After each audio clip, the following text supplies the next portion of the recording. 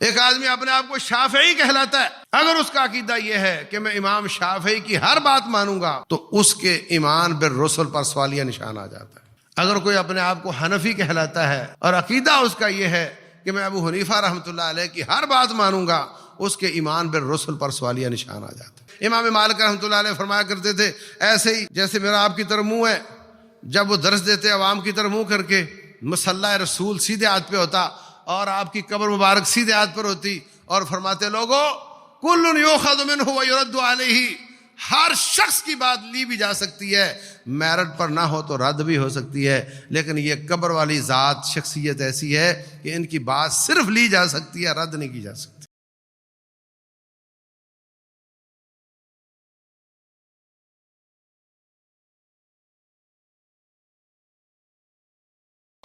اعوذ باللہ السمیع العلیم من الشیطان الرجیم تلک الرسل فضلنا بعضهم على بعض منهم من کلم اللہ ورفع بعضهم درجات۔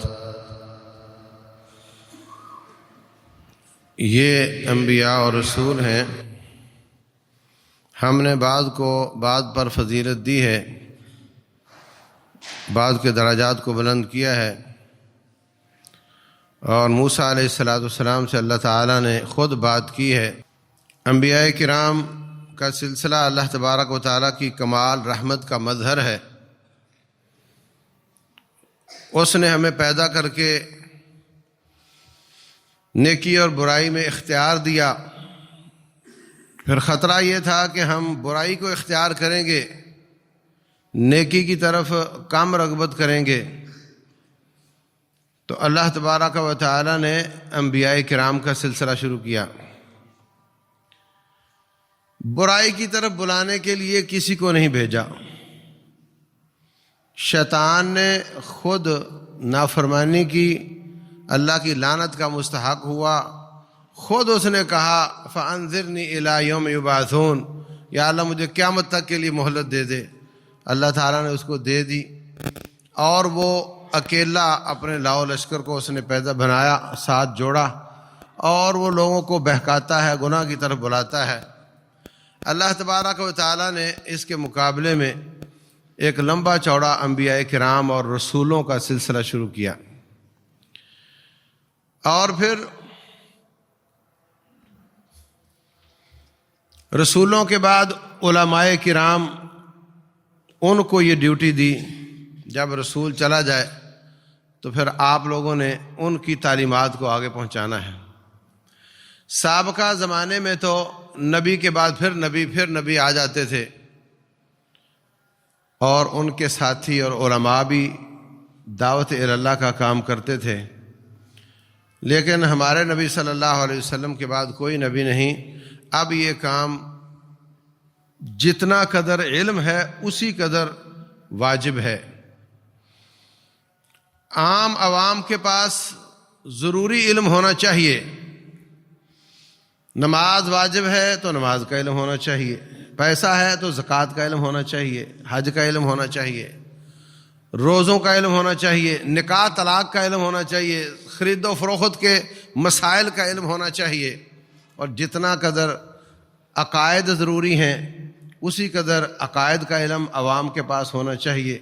طلب العلم فریضۃ علی کل مسلم، علم کا حاصل کرنا ہر مسلمان پر فرض ہے، تو جتنا قدر اس کے پاس علم ہوگا اتنا ہی آگے پہنچانے کی ذمہ داری ہوگی۔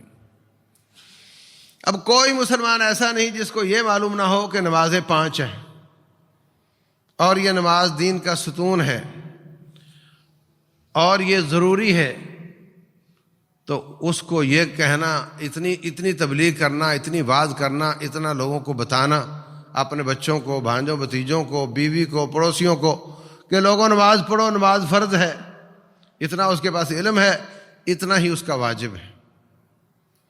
علماء کے پاس زیادہ علم ہے اس لیے ان کا واجب بھی زیادہ ہے۔ انبیاء کرام کے بعد امت کی اصلاح کا یہی طریقہ کار اللہ تعالیٰ نے رکھا ہے۔ کنتم خیر امہ اخرجت للناس تأمرون بالمعروف وتنہون عن المنکر وتؤمنون باللہ۔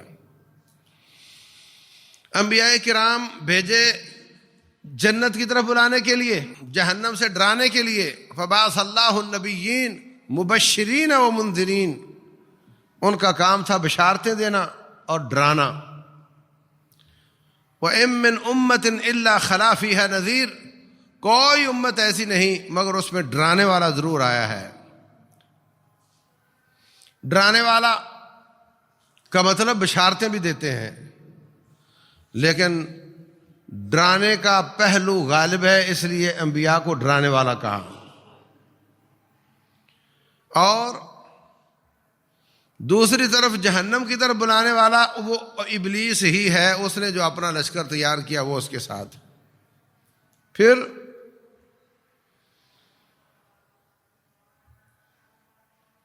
انبیاء کرام کی بات مانتے ہوئے آپ نیکیاں کرو، وہ نیکیاں آپ کے کام آئیں گی، اور اگر کوئی ابلیس کی بات مانتے ہوئے گناہ کرتا ہے اور کسی دائی کے کہنے پر اس کو توبہ نصیب ہو جاتی ہے تو وہ توبہ کر لے، 50 سال گناہ کرتا رہا، 50 منٹ نہیں لگیں گے اور شیطان کی ساری کمائی ضائع ہو جائے گی، اس نے جو کچھ کروایا تھا وہ ضائع ہو جائے گا۔ یہ اللہ تعالیٰ کا فضل رحمت ہے۔ اور پھر فرمایا جو نیکی کا ارادہ کرے، من ہم بحسنۃ فلم یعملها، خالی ارادہ کیا مگر کر نہیں سکا، اللہ تعالیٰ اس کی بھی نیکی بنا دیتا ہے۔ ومن ہم بسیئۃ فلم یعملها، اور جس نے برائی کا ارادہ کیا اور کر نہیں سکا، اس کی بھی اللہ نیکی ہی لکھ دیتا ہے۔ اور جو نیکی کا ارادہ کرے اور کر بھی لے، من جاء بالحسنۃ فلہ عشر امثالها، اس کو اللہ 10 گنا کم از کم دیتا ہے، اور جو برائی کا ارادہ کر کے برائی کر بھی لے اس کو صرف 1 گنا ملتا ہے۔ تو انبیاء بھی بھیجے، توبہ کا سسٹم بھی بنایا، علماء کی ڈیوٹی بھی لگائی، اور نیکیاں بھی ڈبل ڈبل، گناہ کا ارادہ ترک کرنے پر بھی نیکی۔ یہ سب رب ذوالجلال کی رحمتیں ہیں جو دلالت کرتی ہیں کہ اللہ چاہتا ہے کہ تم سب نیک ہو جاؤ، سب جنتی ہو جاؤ۔ تو انبیاء کرام، ان میں کچھ رسول ہیں اور کچھ انبیاء ہیں۔ ہمارا عقیدہ ہونا چاہیے کہ تمام انبیاء برحق ہیں، ان کی بہت اعلیٰ شان ہے۔ لا نفرق بین احد من رسلہ، ہم بطور نبی اور رسول کسی میں دوسرے سے فرق نہیں کرتے۔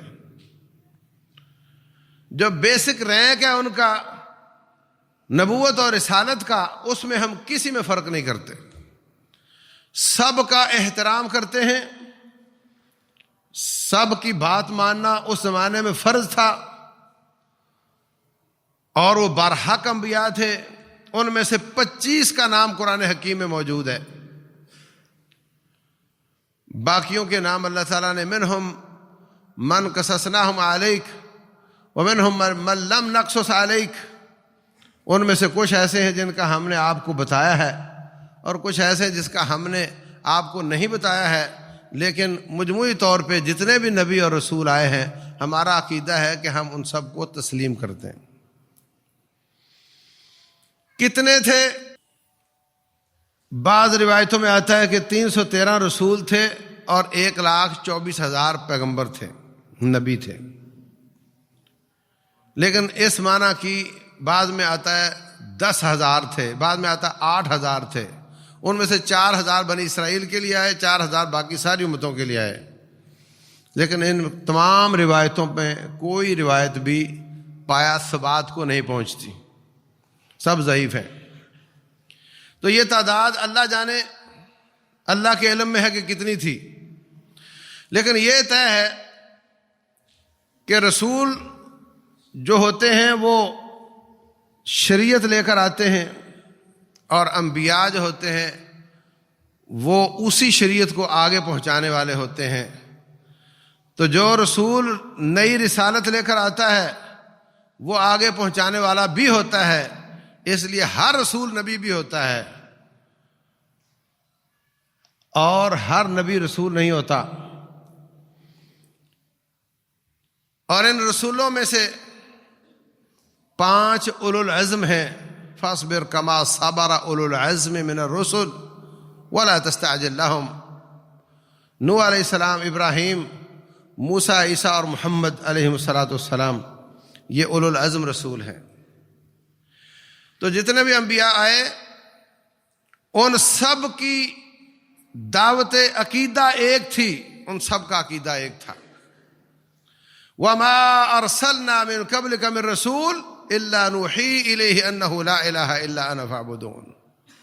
جتنے بھی رسول آئے ہیں سب نے یہ دعوت دی کہ میرے سوا، رب فرما رہے ہیں کہ میرے سوا کوئی معبود نہیں ہے، بس میری ہی عبادت کرو۔ وَإِلَىٰ عَادٍ أَخَاهُمْ هُودًا قَالَ يَا قَوْمِ اعْبُدُوا اللَّهَ مَا لَكُم مِّنْ إِلَٰهٍ غَيْرُهُ وَإِلَىٰ ثَمُودَ أَخَاهُمْ صَالِحًا قَالَ يَا قَوْمِ اعْبُدُوا اللَّهَ مَا لَكُم مِّنْ إِلَٰهٍ غَيْرُهُ۔ تمام انبیاء نے ایک ہی دعوت کیا، ایک ہی عقیدہ بیان کیا کہ اللہ کے سوا کوئی عبادت کے لائق نہیں، صرف اس کی عبادت کرو۔ جتنے بھی رسول آئے کسی کے زمانے میں شرک جائز نہیں تھا، اس لیے رسول اللہ صلی اللہ علیہ وسلم فرماتے ہیں نحن معشر الانبیاء بنو العلات دیننا واحد۔ ہم جو رسولوں کی جماعت ہے نا، انبیاء کی جماعت ہے، ہم سب یوں سمجھو کہ جیسے ایک باپ کی زیادہ شادیاں ہوں تو باپ کے حساب سے ساری اولاد ہے، بھائی بھائی ہیں اور مائیں مختلف ہیں، مائیں مختلف ہیں، باپ ایک ہے، مطلب یہ کہ عقیدہ ایک ہے، شریعتیں مختلف ہیں۔ وَلِكُلٍّ جَعَلْنَا مِنْكُمْ شِرْعَةً وَمِنْهَاجًا، ہر ایک کی شریعت الگ الگ ہے۔ کسی نبی کی شریعت میں بہن بھائی کی شادی ہو جاتی تھی، اب آدم علیہ السلام کے بعد اور کوئی تھا ہی نہیں۔ کسی نبی کی شریعت میں تعظیمی سجدہ جائز تھا، جیسے یوسف علیہ السلام کو ان کے والدین اور بھائیوں نے سجدہ کیا۔ ہمارے نبی صلی اللہ علیہ وسلم کو کچھ صحابہ اکرام نے کہا کہ حضرت ہم نے دیکھا کیسر و کسریٰ کو لوگ سجدہ کرتے ہیں، اور وہ تو غلط لوگ ہیں، ان کی تو کوئی بات نہیں، ان کی تو کوئی شان نہیں، کفر پر ہیں، مرے تو اس حالت میں مر گئے تو جہنم میں جائیں گے، اور آپ 2 جہانوں کے سردار ہیں، آپ زیادہ حقدار ہیں کہ ہم آپ کو سجدہ کیا کریں۔ تو رسول اللہ صلی اللہ علیہ وسلم نے 2 ٹوک طریقے سے منع فرمایا، اور کتاب و سنت گواہ ہے کہ کبھی کسی شخص نے رسول اللہ صلی اللہ علیہ وسلم کو سجدہ نہیں کیا اور نہ آپ نے کرنے دیا، اور فرمایا لو كنت آمرا احدا ان يسجد لاحد لامرت المرأة ان تسجد لزوجها، اگر میں نے کسی کو دوسرے کے لیے سجدہ کرنے کی اجازت دینی ہوتی تو پھر میں عورت کو حکم دیتا کہ وہ شوہر کو سجدہ کیا کرے، لیکن میں کسی کو اجازت نہیں دے رہا۔ ہمارے ہاں آپ دیکھ لو، انسانوں کو بھی سجدے ہو رہے ہیں اور میتوں کو بھی سجدے ہو رہے ہیں، ان کے پتھروں کو بھی، ان کی قبروں کو بھی سجدے ہو رہے ہیں۔ تو سابقہ انبیاء، ان کی شریعتیں، ان کے قاعدے قوانین، مثلا بنی اسرائیل کے لیے قاعدہ تھا کہ عبادت صرف گرجے میں جا کر ہو سکتی ہے اور کہیں نہیں ہو سکتی۔ رسول اللہ صلی اللہ علیہ وسلم فرماتے ہیں جعلت لی الارض مسجدا وتربتها طہورا، اللہ تعالیٰ نے میرے لیے ساری زمین کو مسجد بنا دیا ہے اور اس کی مٹی کو پاکیزگی کا سبب بنا دیا ہے۔ جہاں بھی پانی میسر نہ ہو یا آپ استعمال نہ کر سکتے ہوں، غسل واجب ہو یا وضو واجب ہو، آپ تیمم کر کے نماز پڑھ سکتے ہیں۔ اور اگر کسی کپڑے کو پیشاب وغیرہ لگ جائے، اس کو بھی مٹی کے ساتھ رگڑ کر صاف کیا جا سکتا ہے۔ عورتوں نے کہا کہ جب ہم باہر نکلتی ہیں تو جب کھڑی ہوتی ہیں پھر تو ہماری جو چادریں ہیں وہ نیچے تک ہوتی ہیں، ٹخنوں سے بھی نیچے تک ہوتی ہیں، ہم چھپی ہوئی ہوتی ہیں، مگر جب قدم اٹھاتی ہیں تو پھر کچھ نہ کچھ جسم کا حصہ نظر آ جاتا ہے۔ آپ نے فرمایا کہ ایک بالشت اپنی چادریں زمین پر گھسا کر چلا کرو۔ ایک عورت کہنے لگی جناب ایک بالشت سے بھی نہیں، پھر بھی کچھ نہ کچھ نظر آ جاتا ہے۔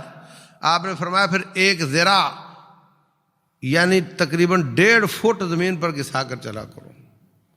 پھر کسی نے کہا راستے میں کچرا ہوگا تو ہمارے کپڑے خراب ہو جائیں گے، تو رسول اللہ صلی اللہ علیہ وسلم نے فرمایا یطہرہ ما بعدہ، جو بعد میں پاک مٹی پر وہ گھسے گا میں محمد اس کو پاک قرار دیتا ہوں صلی اللہ علیہ وسلم۔ تو مٹی استنجا کے لیے طہارت کا ذریعہ بھی ہے، کپڑے کے لیے طہارت کا ذریعہ بھی ہے، اور وضو کے لیے بھی کافی ہے، اور غسل کے لیے بھی کافی ہے۔ اور کتا منہ ڈال جائے کسی برتن میں تو فرمایا اس کو 7 دفعہ دھو، 1 دفعہ مٹی کے ساتھ صاف کرو، وہاں بھی طہارت کے لیے کافی ہے۔ جبکہ سابقہ امتوں میں یہ سہولت نہیں تھی، جس کپڑے کو پیشاب لگ جائے اتنا کینچی سے کاٹ کر پھینکنا پڑتا تھا اور اس کی جگہ پر نیا ٹکڑا لگانا پڑتا تھا۔ ربنا ولا تحمل علينا اسرا كما حملته على الذين من قبلنا، یا اللہ ہم پر وہ والے بوجھ نہ ڈالنا جو تو نے سابقہ قوموں پر ڈالے ہوئے تھے۔ اللہ تعالیٰ نے بات مان لی۔ اب ہم جہاں چاہیں گاڑی روکیں، مسلح ہو یا نہ ہو، قبلہ رخ منہ کریں، نماز شروع کر دیں۔ سابقہ شریعتوں میں جہاد کرو مال غنیمت ملے اس کو استعمال نہیں کر سکتے۔ میدان معرکہ میں رکھو گے، آسمان سے آئے گی آگ، اس کو جلا دے گی، اگر جل گیا تو مطلب تمہارا یہ عمل قبول ہے، اگر نہیں جلا تو پھر وہ قبول نہیں ہے۔ آدم علیہ السلام کے 2 بیٹوں نے قربانی کی، وہ بھی اسی طرح رکھ دی، ایک کی قبول ہو گئی، ایک کی نہیں ہوئی۔ ہماری اس امت کو اللہ تعالیٰ نے یہ سہولت دی کہ آپ اپنی قربانی کے گوشت کھا بھی سکتے ہیں اور آپ اپنی غنیمتیں بھی استعمال کر سکتے ہیں۔ اللہ اکبر۔ تو میرے عزیز بھائیوں، سابقہ انبیاء، ان کا تمام انبیاء کا دین ایک ہے، عقیدہ ایک ہے، لیکن شریعتیں مختلف ہیں۔ ہم ان سب کا احترام کرتے ہیں۔ رسول اللہ صلی اللہ علیہ وسلم نے فرمایا لا تخیرونی علی موسیٰ، ایک روایت میں آیا کہ مجھے حضرت یونس پر فضیلت نہ دو، ایک روایت میں حضرت موسیٰ پر فضیلت نہ دو۔ یہ کب ہے؟ جب کہیں بیٹھے ہوں اور یہ فضیلت باعث جھگڑا ہو رہی ہو، جھگڑے کا سبب بن رہی ہو، وہ کہے میرا نبی اعلیٰ، مسلمان کہے میرا نبی اعلیٰ، تو پھر بات بڑھتے بڑھتے پھر ایک دوسرے کی گستاخی شروع ہو جاتی ہے۔ تیرے نبی میں یہ مسئلہ، وہ کہ تیرے نبی میں یہ مسئلہ، فرمایا یہ کام نہ کرو۔ لیکن خود فرمایا آنا سید ولد آدم، میں ساری آدم علیہ السلام کی اولاد کا سردار ہوں، ولا فخرا، اور میں اس پر فخر نہیں کرتا۔ تو آدم علیہ السلام کی اولاد میں سارے انبیاء آ جاتے ہیں۔ پھر معراج کی رات اللہ تعالیٰ نے سب کی امامت کا شرف بخشا، یہ بھی آپ کے فضائل میں سے ہے۔ اور فرمایا قیامت والے دن حمد کا جھنڈا میرے ہاتھ میں ہوگا، یہ بھی آپ کے فضائل میں سے ہے۔ فرمایا اول من ینشق عنہ القبر، سب سے پہلے قبر میری پھٹے گی، یہ بھی آپ کے فضائل میں سے ہے۔ اور سارے انبیاء ساری اولاد آدم کی سفارش سے معذرت کر لیں گے۔ نوح علیہ السلام کہیں گے جی میں نے تو اپنے بیٹے کی سفارش کری تھی، اب میری تو ہمت نہیں ہو رہی رب کا سامنا کرنے کی۔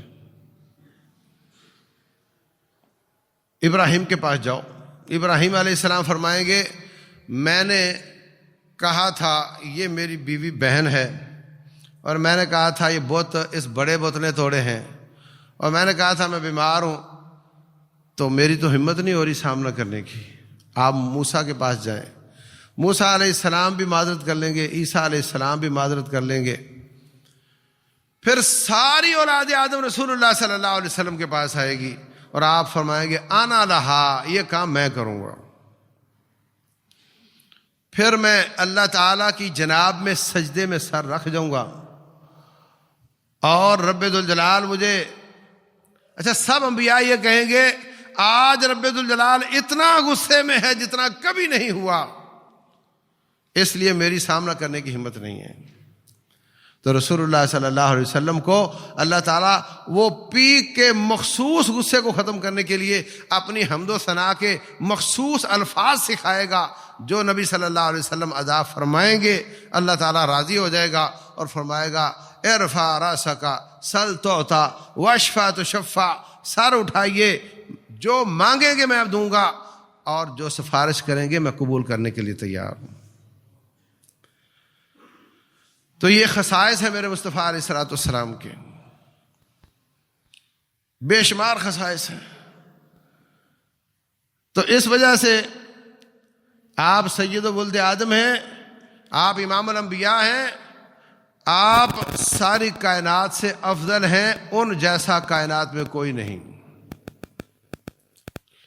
لیکن اگر سامنے کوئی غیر بیٹھا ہو اور وہ اپنے نبی کے فضائل بیان کرے، میں اپنے کے شروع کر دوں مقابلے میں، پھر وہ گستاخی شروع کر دے میں ان کی گستاخی شروع کر دوں، یہ طریقہ درست نہیں ہے۔ نبی صلی اللہ علیہ وسلم نے مقابلے میں فضیلتیں بیان کرنے سے منع فرمایا۔ اور انبیاء کرام کی جو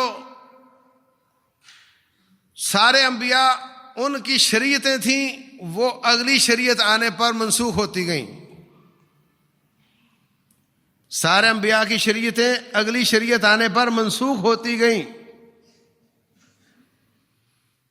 اور آخر میں جو آئے ہیں ما کان محمد ابا احد من رجالکم ولکن رسول اللہ وخاتم النبیین، رسول اللہ صلی اللہ علیہ وسلم خاتم النبیین ہیں، اور جو آپ کی رسالت ہے وہ سابقہ تمام شریعتوں کو منسوخ کرنے والی ہے۔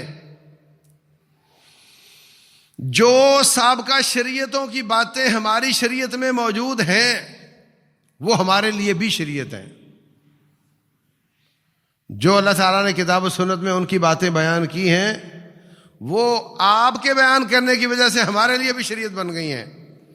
لیکن باقی ساری باتیں نہ تو وہ اتھینٹک ہیں اس لیے کہ ان میں انہوں نے اپنی طرف سے اضافے کیے ہوئے ہیں، اور نہ ہی وہ اگر اتھینٹک ہوتی بھی تو ہمارے لیے شریعت نہیں تھی، کیونکہ ہماری شریعت نے سابقہ تمام شریعتوں کو منسوخ کر دیا۔ پچھلے خطبے میں نے عرض کیا تھا کہ بائبل ایک عہد قدیم ہے، ایک عہد جدید ہے۔ تو عہد قدیم میں تورات ہے اور عہد جدید میں انجیل ہے اور زبور بھی ہے۔ انہوں نے ایک تو ظلم کیا کہ ان میں اضافے کیے، دوسرا ظلم کیا کہ ان میں تبدیلیاں کی، تیسرا ظلم یہ کیا کہ جو ان میں منسوخ تھیں وہ بھی ساری ملا کر کے ایک بائبل بنا دی۔ حالانکہ سابقہ شریعتیں جب منسوخ ہو جاتی ہیں تو ان کو اب ان پر عمل باقی نہیں رہ جاتا۔ بظاہر یہ کہتے ہیں کہ حضرت عیسیٰ علیہ السلام کو یہودیوں نے سولی چڑھا دیا، کسی نے کسی کا باپ مار دیا ہو تو اس کی ساری زندگی دشمنی ختم نہیں ہوتی، تمہارا نبی تمہارے بقول انہوں نے قتل کر دیا تو تم ان کے ساتھ ان کی کتاب کو بھی محفوظ کر کے بائبل بنائے ہوئے ہو اور ان کے ساتھ مل کر بیٹھتے اور پوری دنیا میں سازشیں کرتے پھرتے ہو۔ تو باہر صورت انبیاء کرام سارے احترام کے لائق ہیں اور سارے کے سارے اپنے وقت میں ان کی بڑی شان ہے، اور آخر میں رسول اللہ صلی اللہ علیہ وسلم ہیں۔ اب ان کی شریعت ہے، ان کے بعد رسول اللہ صلی اللہ علیہ وسلم نے فرمایا کہ 30 دجالون کذابون، 30 दज्जाल झूठे आएंगे, कुल्लुहुम यज़ुमु अन्नहु नबी, सब ये गुमान करते होंगे कि वो नबी है।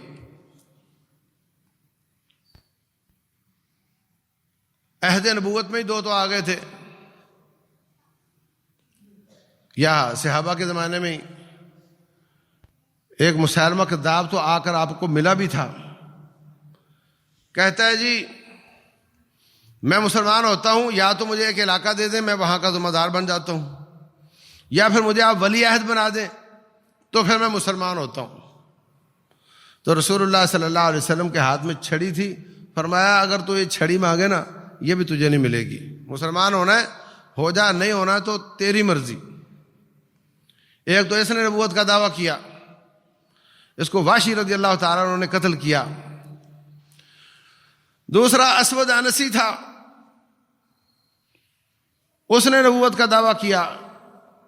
एक शुजा थी, औरत थी, उसने नबूवत का दावा किया। एक मुख्तार सकफी था इराक में, उसने नबूवत का दावा किया। एक अबू तैयब मुतनब्बी शायर था, उसने नबूवत का दावा किया। और छोटे छोटे काफ़ी सारे हैं, और जो ज़्यादा मारूफ हुआ वो मिर्ज़ा कादियानी था, जो कादियान में पैदा हुआ, और उसने नबूवत का दावा किया। लेकिन इस जालिम ने साजिश ये की कि साबका जितने भी नबूवत के दावेदार थे, उन्होंने कोई ये नहीं कहा कि अभी मुझ पे नबूवत आई है और रिसालत आई है और वही आती है और आइंदा मेरी किताब ये होगी, ये तुमने पढ़नी है, मेरी शरीयत ये होगी, इस पर चलना है। उन्होंने काम नहीं किया। अगर वो करते भी तो ऐसी शरीयतें बेसलेस और बेतुकी किस्म की, उनको किसी ने नहीं मानना था। इस जालिम ने, मलऊन ने ये काम किया। कहता है कि नबी सल्लल्लाहु अलैहि वसल्लम वाली शरीयत ही चलेगी, वही कुरान चलेगा, वही नमाज चलेगी, वही किबला चलेगा, बस मैं उनका साया नबी हूं, जिल्ली। कभी कहता है मैं ईसा हूं, कभी कहता है मैं मरियम अलैहिस्सलाम हूं, और खुद ही मैंने हजरत ईसा को जन्म दिया है। आजकल इनका जो लेटेस्ट दावा है वो ये कि जो तुम्हारा अकीदा है कि ईसा अलैहिस्सलाम तशरीफ लाएंगे तो मैं वो हूं। हालांकि वो ईसा बिन मरियम थे, ये गुलाम अहमद बिन चिराग भी है, कोई बात नहीं मिलती। और वो अल्लाह तबारक ताला की वही वाले नबी हैं, किताब वाले नबी हैं, वो तशरीफ लाएंगे। हमारा सबका अकीदा है वो दुनिया से जिंदा उठाए गए हैं, उन्होंने वापस आना है और आकर के हजरत महदी का साथ देना है, और आकर के दज्जाल से लड़ाई करनी है, आकर के उनके ज़माने में याजूज माजूज आएगी। ये सब किताबों में, अहादीस की किताबों में लिखा हुआ है। तो उनके आने के बाद ये सब कुछ होना है। इस मलऊन के आने के बाद कुछ नहीं हुआ, ना दज्जाल से मुकाबला हुआ, ना याजूज माजूज आई, ना मादी साहब आए, कुछ भी नहीं हुआ।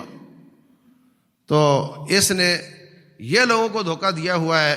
और इस वक्त जो सूरत हाल है वो इस तरह की है कि नेट पर इन्होंने बहुत ज़्यादा पैसा लगाया है और लोगों को गुमराह करने के लिए, और पीछे इनके ईसाई हैं, उनके पैसे हैं, और वो धड़ाधड़ अस्पताल बनाते, धड़ाधड़ रिफाई काम करते, और नेट पर अपना कुरान उन्होंने कुछ तब्दीलियां करके डाला हुआ है।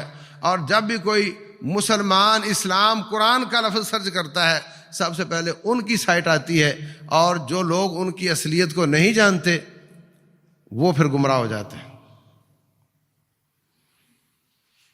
मुझे एक साहब कहने लगा कि इंडोनेशिया में अब इन्होंने बहुत ज्यादा अपनी भर्ती शुरू कर दी है, बल्कि अपना दुनिया का मरकज ही जकार्ता को बनाना चाह रहे हैं। तो आप हमारे साथ चलो, वहां के उलमा भी इनको काफिर मानने को तैयार नहीं है, क्योंकि इनकी असलियत का उनको पता नहीं है। तो वहां जाकर के उनको बताना जरूरी है कि इनकी असलियत क्या है। तो मेरे अजीज भाइयों, ये बहुत बड़ा फितना है।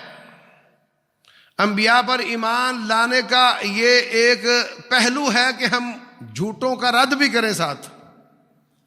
جو جھوٹے نبوت کے دائی ہیں ان کا رد بھی ایمان بالانبیاء، ایمان بالرسل کا حصہ ہے۔ تو ہم انبیاء کرام پر ایمان لاتے ہیں، اور جو جھوٹے ہیں ان کو ملعون سمجھتے ہیں اور ان کو کسی خاطر میں نہیں لاتے، اور یہ دعویٰ کہ میں نبی نہیں مگر میں عیسیٰ ہوں، ہم یہ دعویٰ بھی ان کا تسلیم نہیں کرتے۔ اور جو عام کفار ہوتے ہیں ان کے ساتھ مل کر تجارت کرنا، ان کی فیکٹری میں مزدوری کرنا جائز ہوتا ہے۔ کسی عیسائی کسی ہندو کے باغ میں کوئی کام کرتا ہے، جائز ہے، لیکن جو سازشی ہوں اور جو گستاخ ہوں اور جو دین سے نکل کر مرتد ہوئے ہوں ان سے ہمیں بچنا چاہیے۔ دیکھو، کوئی شخص کسی کی ماں کو گالی دے، دکاندار ہو ماں کو گالی دے، تو وہ اگر کمزور بھی ہوگا تو اس کا کم از کم ریاکشن یہ ہوگا کہ میں اس دکان سے سودا نہیں لوں گا۔ حرام نہیں ہے، اس دکان سے سودا لینے کے لیے وہ فتویٰ نہیں پوچھے گا کہ یہ ایک شخص نے میری ماں کو گالی دی ہے، میں اس کی دکان سے سودا لوں یا نہ لوں، وہ فتویٰ نہیں پوچھے گا، بلکہ وہ دور والی دکان سے سودا لے گا، اس سے نہیں لے گا۔ یہ ماں سے محبت کا تقاضا ہوتا ہے، اور نبی صلی اللہ علیہ وسلم کے گستاخوں سے بچنا یہ نبی سے محبت کا تقاضا ہے۔ اس پر فتوے نہیں پوچھنے چاہیے کہ سناؤ جی، بتاؤ جی ان کے وہاں کام کرنا کیسا ہے۔ یہ ان سے محبت کا اور ایمان کا تقاضا ہوتا ہے۔ تو بہر صورت جتنے بھی انبیاء آئے ہیں، جتنے بھی رسول آئے ہیں، وہ سب اپنے اپنے زمانے کے لیے تھے۔ وَجَعَلْنَاهُ هُدًى لِبَنِي اسرائیل، موسیٰ علیہ السلام کے بارے میں اللہ فرماتے ہیں ان کو ہم نے بنی اسرائیل کی ہدایت کے لیے بھیجا تھا۔ اور ہمارے مصطفیٰ علیہ السلام کے بارے میں اللہ فرماتے ہیں یا ایھا الناس انی رسول اللہ الیکم جمیعا، لوگوں میں تم سب کے لیے رسول ہوں، اور میرے بعد کوئی نبی نہیں آئے گا۔ رسول اللہ صلی اللہ علیہ وسلم ایک مارکے پر جا رہے ہیں، حضرت علی رضی اللہ عنہ کو پیچھے چھوڑ کر جا رہے ہیں کہ آپ پیچھے سے مدینے کی نگرانی کرنا۔ حضرت علی کہتے ہیں آپ مجھے عورتوں اور بچوں کے ساتھ چھوڑ کر جا رہے ہیں، میرا جذبہ تو یہ ہے کہ میں بھی جا کر لڑوں اور دین کی خدمت کروں۔ فرمایا تو اس بات پر راضی نہیں ہوتا کہ جیسے موسیٰ علیہ السلام طور پر گئے تھے تو حضرت ہارون کو چھوڑ کر گئے تھے، ایسے ہی میں جا رہا ہوں اور تجھے یہاں چھوڑ کر جا رہا ہوں۔ لیکن یاد رکھ حضرت ہارون نبی تھے اور میرے بعد نبی کوئی نہیں ہوگا۔ یہ ساتھ وضاحت فرما دی۔ تو انبیاء پر ایمان کا مطلب کیا ہے؟ کہ ہم ان کی ہر بات مانیں گے۔ کیا کہا میں نے؟ ان کی ہر بات مانیں گے۔ ہائے، یہ مقام کسی امتی کو حاصل نہیں ہے کہ ان کی ہم ہر بات مانیں گے۔ نبی پر ایمان لانے کا مطلب ان کی ہم ہر بات مانیں گے۔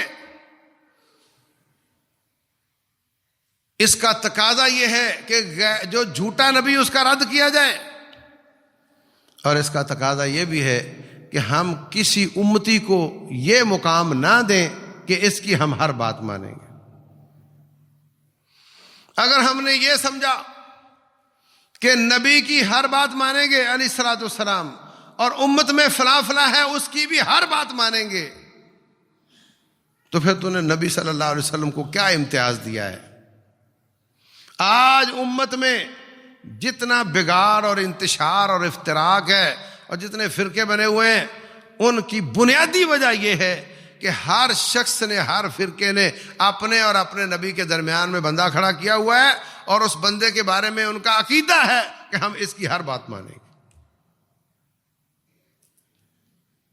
اس کے نام پر فرقے۔ ایک آدمی اپنے آپ کو شافعی کہلاتا ہے، اگر اس کا عقیدہ یہ ہے کہ میں امام شافعی کی ہر بات مانوں گا تو اس کے ایمان بالرسل پر سوالیہ نشان آ جاتا ہے۔ اگر کوئی اپنے آپ کو حنفی کہلاتا ہے اور عقیدہ اس کا یہ ہے کہ میں ابو حنیفہ رحمۃ اللہ علیہ کی ہر بات مانوں گا، اس کے ایمان بالرسل پر سوالیہ نشان آ جاتا ہے۔ انبیاء کرام معصوم ہیں، کس معنی میں؟ کہ وہ جان بوجھ کر رب ذوالجلال کی مخالفت نہیں کرتے، شریعت کی مخالفت نہیں کرتے۔ کہیں وہ سمجھیں کہ یہ بات میری ذات سے تعلق ہے اور وہ کر لیں، اور رب ذوالجلال کے نزدیک وہ ان سے پوچھنے والا مسئلہ ہو، اللہ فوراً ان کو تنبیہ کر دیتا ہے، اللہ ان کی تربیت کر دیتا ہے اور وہ اپنی اصلاح کر لیتے ہیں۔ اور جو غیر نبی ہوتا ہے اس کو نہ اللہ یہ بتاتا ہے کہ تیرا یہ کام مجھے پسند نہیں آیا، اور نہ اس کو وہ اس طریقے سے اصلاح کا موقع ملتا ہے۔ اس لیے انبیاء کرام معصوم ہیں اور غیر نبی معصوم نہیں۔ ہمارے مصطفیٰ علیہ الصلوۃ والسلام کی نبوت پر ایمان کا یہ حصہ ہے۔ وَإِذَا أَخَذَ اللَّهُ مِيثَاقَ النَّبِيِّينَ لَمَا آتَيْتُكُم مِّن كِتَابٍ وَحِكْمَةٍ، جب اللہ تبارک و تعالیٰ نے انبیاء سے یہ وعدہ لیا، اللہ نے آدم علیہ السلام کی پشت سے انبیاء کی روحوں کو سائڈ پر کیا اور ان سے کہا سنو، لما آتیتکم من کتاب و حکمہ ثم جاءکم رسول مصدق لما معکم، میں تمہیں کتاب و حکمت دے دوں، تمہاری نبوت اور رسالت کا سکہ جاری و ساری ہو، اس دوران میرے آخری نبی محمد آ جائیں صلی اللہ علیہ وسلم، تو پھر آپ نے کیا رویہ اختیار کرنا ہے؟ لَتُؤْمِنُنَّ بِهِ، ان پر ایمان لے آنا ہے، اور گھٹے گھٹے دبے دبے ریزرو رہ کر تحفظات کا شکار ہو کر نہیں، وَلَا تَنْصُرُنَّهُ، اس کا سپاہی بن کے دشمن سے لڑائی بھی کرنی ہے۔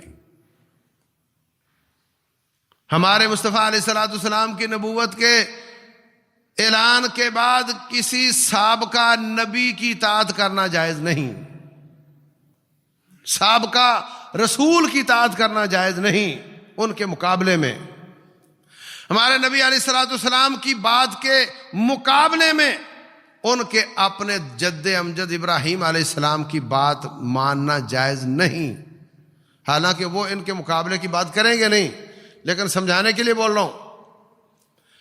تو جو امتی ہے، جو نہ نبی ہے نہ رسول ہے نہ صحابی ہے اور بس اوقات تابعی بھی نہیں ہے، اس کی بات کو ہم یہ کہیں کہ ان کی بات حرف آخر ہے، ساری شریعت جو ان کی چھنی سے چھن کر آئے گی وہ مانوں گا، تو پھر انبیاء پر ایمان لانے پر سوالیہ نشان آ جاتا ہے۔ اور یہی بنیادی سبب ہے لوگوں کے اس وقت انتشار کا۔ تمام لوگ اپنے اپنے امام کی بات مانتے رہے، کوئی اعتراض کی بات نہیں، لیکن کم از کم نبی صلی اللہ علیہ وسلم کو اتنا تو حق ہونا چاہیے کہ جب کسی امام کسی امتی کی بات اللہ اس کے رسول کی بات سے ٹکرا رہی ہو، وہاں اس کی چھوڑ دی جائے اور امام الانبیاء کی بات مان لی جائے۔ اگر اس لیول پر بھی آ جائے نا تو امت ایک ہو سکتی۔